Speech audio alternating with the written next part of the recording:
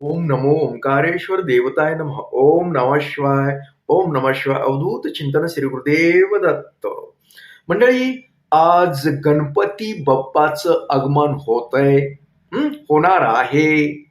आणि तुम्ही मंडळी तुमच्या घरी गणपती बाप्पाला आणणार आहात. कुणी मोठा छोटा वगैरे चाललेलंच असतं. पण मंडळी, मोठा आणि छोट्यात ह्याच्यात काही नसतं. देव सारखाच असतो. देव छोटा जरी आणला तरी तेवढंच काम करतो, मोठा जरी आणला तरी तेवढंच. त्याच्यामध्ये छोटा मोठ्याचा काही भेदभाव करायचा नाही. तुम्हाला जसं योग्य वाटेल तसा आणा. आता ही गणपती बाप्पाची जी परंपरा आहे आपली, म्हणजे सार्वजनिक गणपती उत्सव. पूर्वी छोटंसं घरीच चिखल मातीचं वगैरे अशा काही गोष्टी बनवत होते गणपती पूर्वी खूप. आणि पूजा वगैरे करायचे, 1 दिवसाचा करायचे. फक्त सार्वजनिक ठिकाणी फक्त 10 दिवसाचा गणपती असायचा. आणि हे करण्यामागे उद्देश होता की सार्वजनिक गणेश उत्सव करण्यामागे उद्देश की जे आपला देश पारतंत्र्यात होता, इंग्रजीच्या ताब्यात होता, हे सर्वांना माहीत आहे. मग जेणेकरून मंडळी ही एकत्र येतील, त्या येतील, काही आपल्या योजना आखतील, भारत स्वातंत्र्यासाठी काही चर्चा होतील, मिटिंगा होतील, काही होतील, यासाठी त्यामागचा उद्देश होता. यासाठी एकत्र यावं, यासाठी त्यांनी ही सार्वजनिक गणेश उत्सव कार्यक्रम सुरू केला. परंतु त्यानंतर आता अलीकडल्या काळामध्ये पुणे मुंबईच्या ठिकाणी, अगर इतरही ठिकाणी, बऱ्याच ठिकाणी घरामध्ये गणपती बसवतात. 3 दिवसाचा कोणी बसवतं, 5 दिवसाचा बसवतं. आणि त्या बसवण्यामागे मूळ उद्देश असा होता. आता हे उद्देश वेगवेगळा बदलत चाललाय, तो विषय वेगळा आहे. परंतु त्याचा मूळ उद्देश होता की जेणेकरून जी आपली नातलग आहेत, मित्र कंपनी आहेत, ते दूर असत. मग गणपतीच्या निमित्ताने ते यावे आपल्या घरी. गणपतीच्या निमित्ताने, गणपती उत्सवाच्या निमित्ताने आपल्या घरी यावेत. 4 गोष्टी आपल्या सुखदुःखाच्या त्याच्या ऐकाव्या, आपल्या सांगाव्या. आणि आपलं हे जे मैत्रीचं नातं आहे, त्या नात्यामध्ये अजून वृद्धी व्हावी आणि पुढे टिकून राहावं, याकरता आपले नातलग, मित्र, मैत्रिणी काय जे असत ते होतं. आणि हे आता अलीकडे चालू झालंय. पण ते मूळ उद्देश पण बराच आता ही जी ठेवलेला सुरुवातीचा उद्देश तो विकीकडे चाललाय. आणि आपल्या घरातील जी दूर गेलेली मुलं असतात, कुणी असतात, भाऊ कुणी दूर असतात, त्या गणपतीच्या निमित्ताने आपण बोलवतो, ते पण येतात.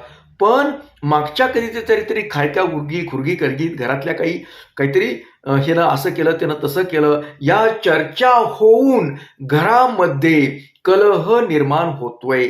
तो नसावा. ज्या उत्सवासाठी आपल्या घरी नातलग बोलवले आहेत, तो उत्सव आनंदाने पार पडावं, गोड धोड करावं, खाऊ घालावं, आनंदानं नाचावं, बागडावं, आणि तो क्षण, तो दिवस वगैरे आलेलेही कसा आनंदमय व्हावं. घरात इकडल्या तिकडल्या बाता करून ही असं तसंच्या असल्या कुरबुरी करू नका. घरातली शांतता बिघडू नका. जर बिघडायची असेल तर जवळ बोलवू नका नातलगाला सुद्धा. मी असं का सांगतो, तर मला एक अनुभव आहे त्या गोष्टीचा. खूप मंडळीच्या घरातलं मला कळतं, सांगतात. गणपतीच्या निमित्ताने रे, आणि आमच्या घरामध्ये असं भांडण झालं, मग ती नवरा असा म्हणला, ते असं केलं, ते तसं केलं, वगैरे वगैरे वगैरे. तर असं होता कामा नाही.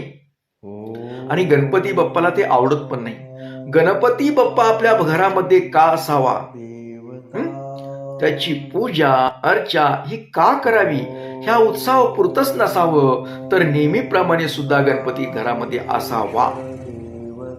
12 महिने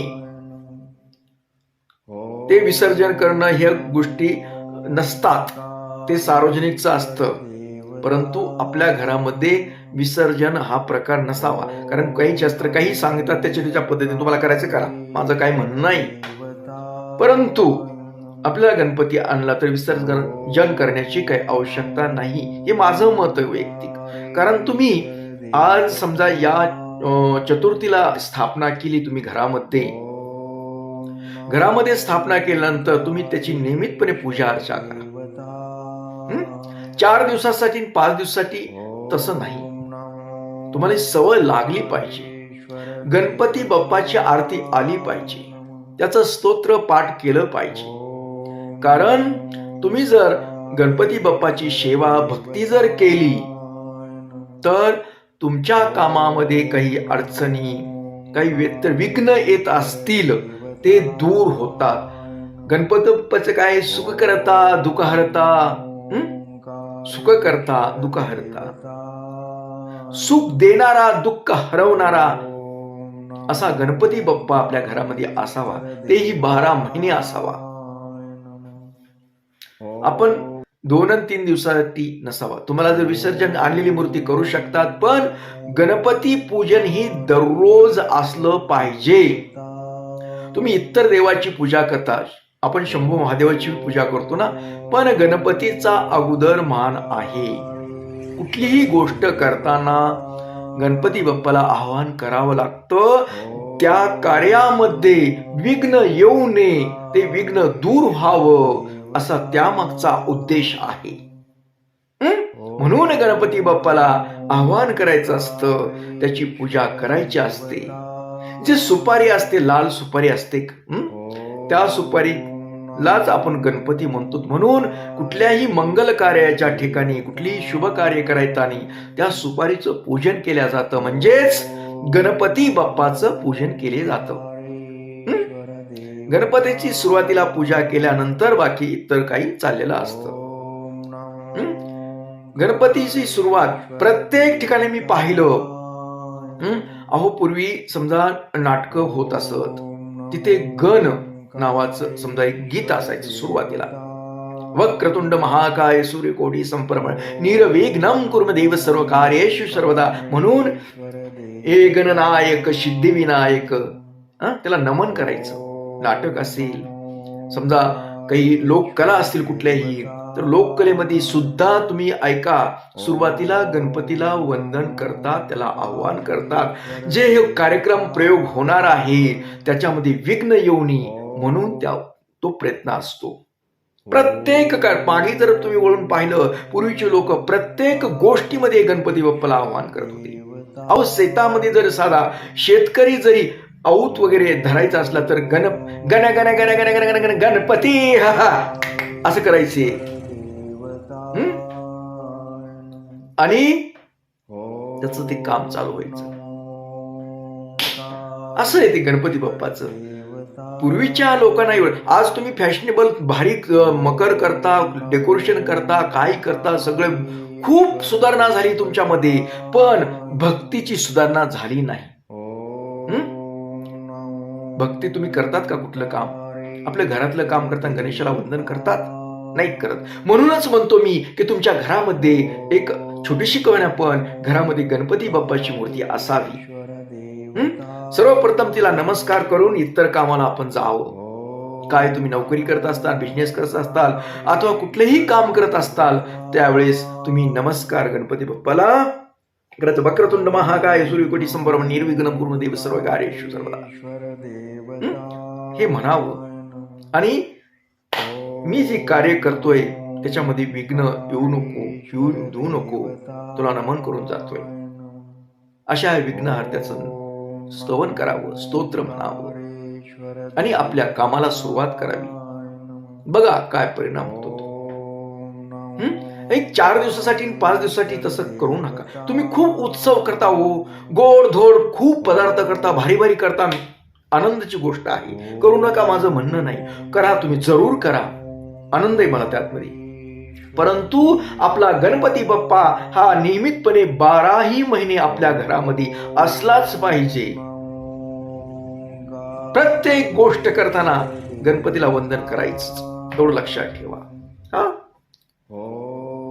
अहो प्रत्येक तुम्ही ग्रंथ घेतले कुठले तर त्याच्या श्री गणेशाय नमः काही बघा तुम्ही, पोथी पुराण काय जिथं कुठलेही असेल तर गणपती बाप्पाला वंदन केल्याशिवाय पुढे सुरुवात केली नाही. विद्याचा तो दाता आहे, तो विद्या. जे विद्यार्थी आहेत, शिकत आहेत, त्यांनी जरूर गणपती बाप्पाचं स्तवन करावं, स्तोत्र म्हणावं.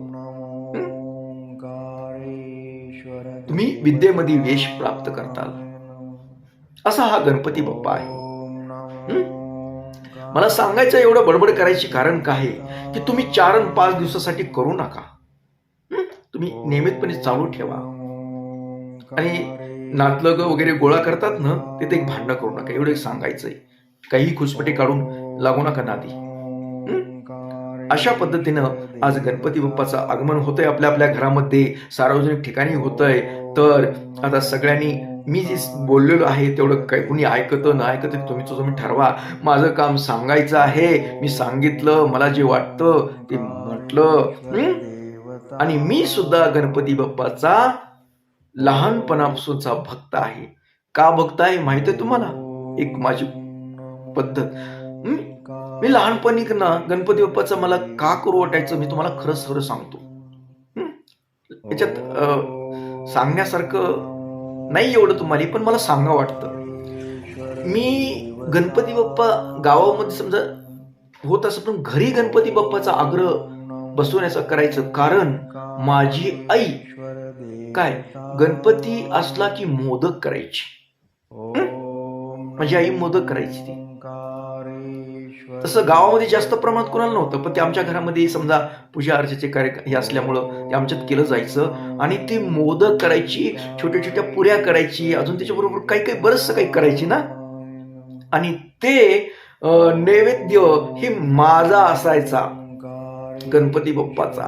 म्हणून मी अगोदर बोलणं करायचं. जसं मला कळायलं की गणपती बाप्पाला माझ्या 21 मोदक लागतात.